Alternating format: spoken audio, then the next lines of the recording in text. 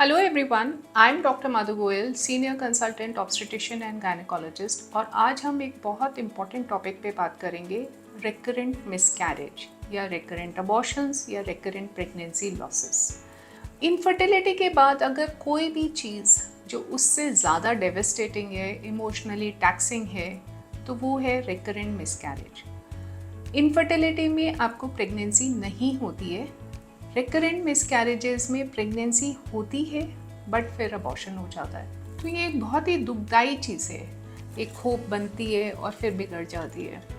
जब ये बार बार होता है तो it becomes a problem in the relationship also. People get very stressed out. So what is recurrent miscarriage? Recurrent miscarriage is when you abort repeatedly. So normally, if you have had 2 or more consecutive abortions, we will call you as a patient with recurrent miscarriages.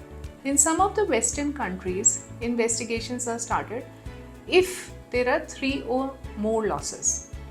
So recurrent miscarriage can be very early losses, जैसे हमने last video में बात की थी biochemical pregnancies के बारे में कि बहुत अर्ली प्रेगनेंसी है, बायोकेमिकल प्रेगनेंसी है and you are losing it. और it can be a clinical loss, मतलब कि प्रेगनेंसी अल्ट्रासाउंड पे दिख रही है लेकिन उसके बाद अबॉर्शन हो रहा है।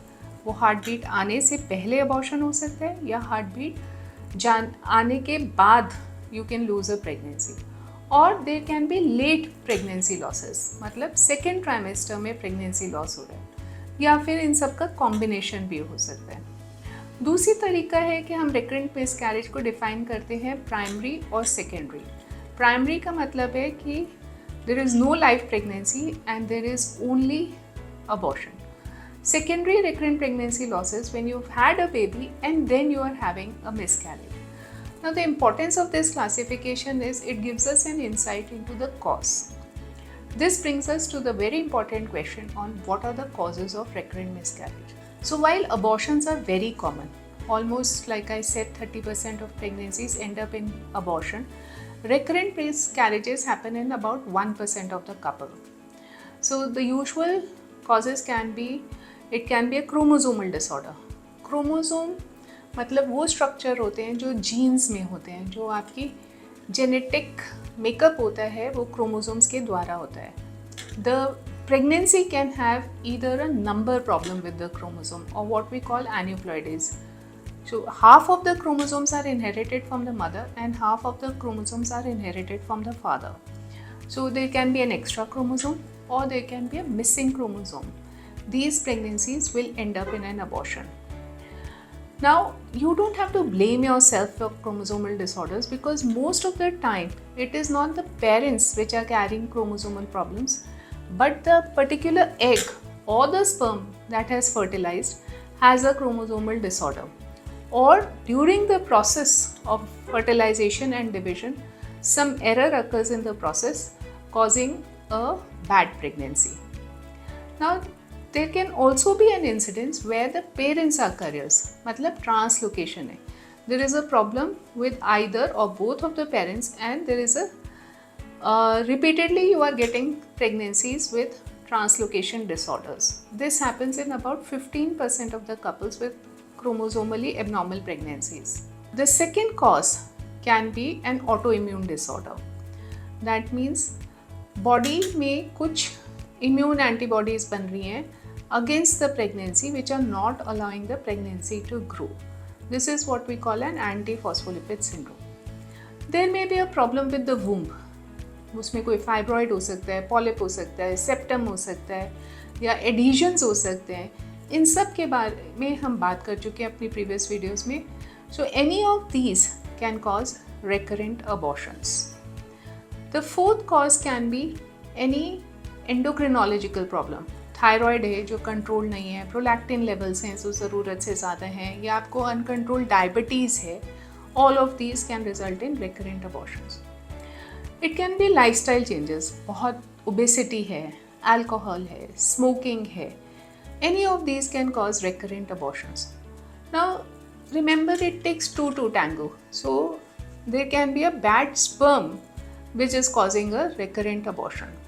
So these are the 6 most common causes of recurrent abortions. But almost 50% of the patients we are not able to identify the cause of recurrent abortion. Now in causes को ध्यान में रखते हुए हम investigations order करते हैं. So normally अगर recurrent miscarriage हो रहा है, हमारा first test जो होता है वो होता है कि हम genetic testing करते हैं on the fetus. We do a chromosomal microarray testing on the products of conception. This tells us कि जो pregnancy हुई थी उसमें कुछ क्रोमोसोमल डिसऑर्डर था, जेनेटिक डिसऑर्डर था, एंड डिपेंडिंग अपॉन वेदर कोई जेनेटिक डिसऑर्डर निकलता है we order further testing for the couple. हम पेरेंट्स का क्रोमोसोमल टाइपिंग कराते हैं अगर उसमें कोई भी ट्रांसलोकेशन एरर निकलता है. The other test that we order is ultrasound. A 3D ultrasound will do, जिसमें हमें पॉलिप, फाइब्रॉइड, सेप्टम इसका अंदाज़ा लग जाता है. कभी कभी हम सेलाइन अल्ट्रासाउंड करते हैं, मतलब हम अंदर सेलाइन डालते हैं जिससे यूट्राइन कैविटी डिस्टेंड हो जाती है और हमें ये पॉलिप्स वगैरह देखने में मदद होती है. या फिर हम हिस्ट्रोस्कोपी करते हैं, हम लेंस डालते हैं आपके वूम में और we identify what is the problem. Let's say polyp है तो हम उसी वक्त उसे ट्रीट भी करते हैं. So this is a see and treat thing that we can do. Now we also conduct some blood test.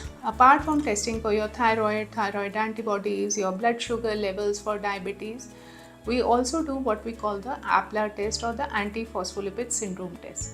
जैसे मैंने अभी बात की थी कि हमारी बॉडी में इम्यून एंटीबॉडीज़ बन जाते हैं जो हमारी प्रेगनेंसी में क्लॉटिंग हो जाती है और जिसके कारण अबॉर्शन होता है. So we do the anti-phospholipid antibodies. इसमें प्राइमरली 3 टेस्ट होते हैं: anti cardiolipin antibody, lupus anticoagulant and anti beta 2 glycoprotein 1 test. So इनसे हमें पता चलता है कि एप्ला सिंड्रोम है या नहीं. सो ये कुछ टेस्ट हैं जो हम रूटीनली ऑर्डर करते हैं. I hope this video helps you in understanding what is a recurrent pregnancy loss and what are the investigations that we order, what can be the causes of recurrent pregnancy loss. In the next video, we will be talking about how we treat the couples with recurrent pregnancy loss.